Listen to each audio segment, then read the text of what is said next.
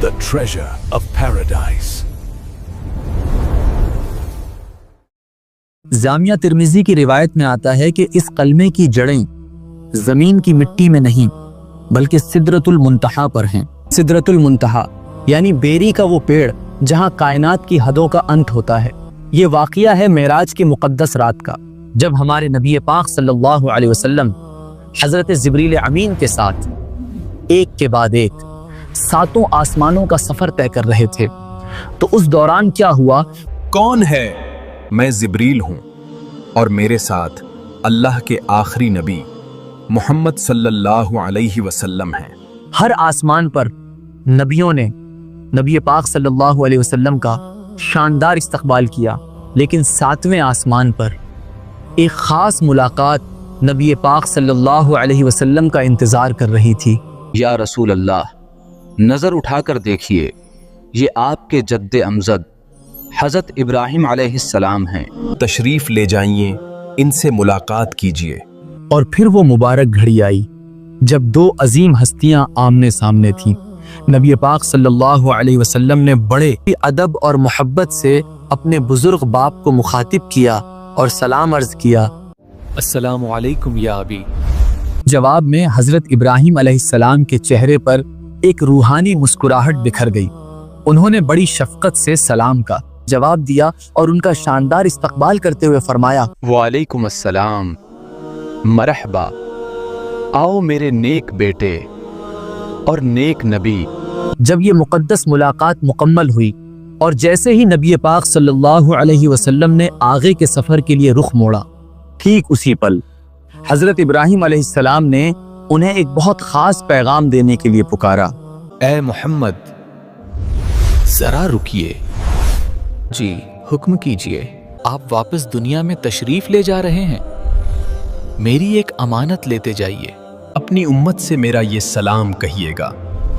जरा गौर कीजिए, हजारों साल पहले 7वें आसमान पर हजरत इब्राहिम अलैहिस्सलाम को अगर किसी की फिक्र थी, वो कोई और नहीं, वो मैं और आप थे, यानी उनकी उम्मत। सुभान अल्लाह। एक पैगंबर दूसरे पैगंबर के जरिए हमें सलाम भेज रहा है, लेकिन बात सिर्फ सलाम तक नहीं थी। उन्होंने जन्नत का एक बहुत बड़ा राज खोला। और उन्हें मेरा ये पैगाम दीजिएगा कि जन्नत की मिट्टी बहुत पाकीज़ा और खुशबूदार है, वहाँ का पानी बहुत मीठा है, लेकिन वहाँ के मैदान चटियल यानी बिल्कुल खाली हैं। ना तो वहाँ कोई दरख्त है और ना ही कोई बागीचा है। तो वहां बागीचे कैसे लगेंगे? उनसे कहिएगा, उन्हें आबाद करने वाले बीज ये अल्फाज हैं, सुब्हानल्लाह वल्हम्दुलिल्लाह वला इलाहा इल्लल्लाह वल्लाहु अकबर। जब तुम्हारा कोई उम्मती इसे पढ़ता है तो उसी पल यहाँ उसके नाम का एक दरख्त लगा दिया जाता है। सुभान अल्लाह। दोस्तों, हजरत इब्राहिम अलैहिस्सलाम ने जो 4 लफ्ज बताए वो कोई मामूली लफ्ज नहीं थे। आइए इस कलमे को खोलकर देखते हैं कि इसके अंदर क्या राज छुपा है। पहला लफ्ज है सुभान अल्लाह। सुभान अल्लाह। इसका मतलब है अल्लाह पाक है, लेकिन किस चीज से पाक? जब एक बंदा सुभान अल्लाह कहता है तो वो गवाही देता है कि या अल्लाह, मैं गुनहगार हूँ, ये दुनिया ऐबों से भरी है, लोग कमियों से भरे हैं, लेकिन तेरी जात हर कमी, हर गलती, हर नींद, हर भूख और हर ऐब से पाक है। ये लफ्ज इंसान के दिल से बदगुमानी की गंदगी को धो देता है। दूसरा लफ्ज है वल्हम्दुलिल्लाह। वल्हम्दुलिल्लाह यानी तमाम तारीफें और तमाम शुक्र सिर्फ अल्लाह के लिए हैं। गौर कीजिए, जब इंसान को कोई कामयाबी मिलती है तो उसके अंदर मैं यानी घमंड आ जाता है कि ये मैंने किया, लेकिन जब वो कहता है अल्हम्दुलिल्लाह तो वो अपनी मैं को कुचल देता है और सारा क्रेडिट अपने रब को दे देता है। ये लफ्ज इंसान को आज़जी सिखाता है। तीसरा हिस्सा है वला इलाहा इल्लल्लाह।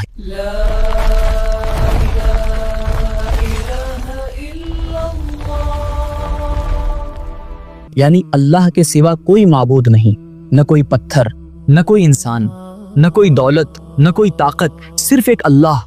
ये इंसान को दुनिया की गुलामी से आजाद करता है। और चौथा हिस्सा है वल्लाहु अकबर। اللہ اکبر، یعنی اللہ سب سے بڑا ہے۔ جب آپ مصیبت میں ہوں، قرض میں ڈوبے ہوں یا بیماری نے گھیرا ہو تو اپنی اس بڑی مصیبت کی آنکھوں میں آنکھیں ڈال کر کہیے اللہ اکبر، یعنی اے مصیبت تو بڑی ہوگی مگر میرا اللہ تجھ سے بہت بڑا ہے۔ سبحان اللہ۔ مطلب تو ہم سمجھ گئے، لیکن اصل مسئلہ یہ ہے کہ ہم اسے دل سے محسوس نہیں کر پاتے۔ آئیے دیکھتے ہیں کہ جب یہ لفظ دل میں اترتے ہیں تو کیا ہوتا ہے۔ حضرت میں نے مطلب بھی جان لیا، تسبیح بھی پڑھ لی، لیکن دل کا بوجھ ہلکا نہیں ہوتا، روح پیاسی لگتی ہے۔ کیا میرے پڑھنے میں کوئی کمی ہے؟ بیٹا، تم لفظوں کو صرف زبان سے ادا کر رہے ہو، انہیں اپنی روح کا حصہ نہیں بنا رہے۔ تو میں کیا کروں؟ اگلی بار جب سبحان اللہ کہو تو تصور کرنا کہ تمہارے گناہ جھڑ رہے ہیں اور جنت کے اس خالی میدان میں تمہارے نام کا ایک سونے کا پیڑ لگ رہا ہے۔ اور جب کہو الحمدللہ تو ان نعمتوں کو یاد کرنا جو اللہ نے تمہیں دی ہیں، تمہاری آنکھیں، تمہاری سانسیں، اور محسوس کرنا کہ تم اس کے کتنے احسان مند ہو۔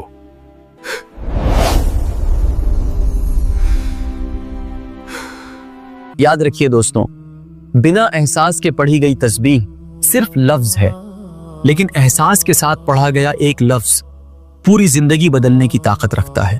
یہاں تک تو ہم نے جنت کے پودوں کی بات کی، لیکن تیسرے کلمے کا جو آخری حصہ ہے اسے ہمارے پیارے نبی صلی اللہ علیہ وسلم نے جنت کے خزانوں میں سے ایک خزانہ کہا ہے۔ جب انسان ہر طرف سے مایوس ہو جاتا ہے تب یہ لفظ کام آتے ہیں۔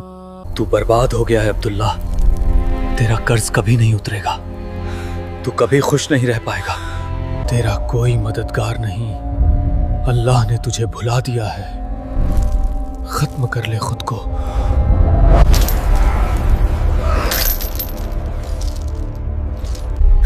میں تھک گیا ہوں، میں نہیں لڑ سکتا، مجھ میں اب اور صبر کرنے کی طاقت نہیں بچی۔ جب انسان کی اپنی طاقت اور اپنی ہمت جواب دے جاتی ہے تب وہ اللہ کی قوت کا سہارا لیتا ہے۔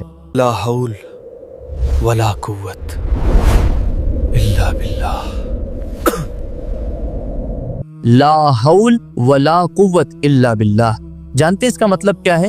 جب ہم میں نہ تو گناہ سے بچنے کی طاقت ہے نہ نیکی کرنے کی ہمت، مگر اللہ کی توفیق سے یہ ہوتا ہے۔ پیچھے ہٹو، اس نے حوالہ دے دیا ہے، اس نے اپنی ہار مان لی اور اپنے رب کو پکار لیا، اب ہم اس کا کچھ نہیں بگاڑ سکتے۔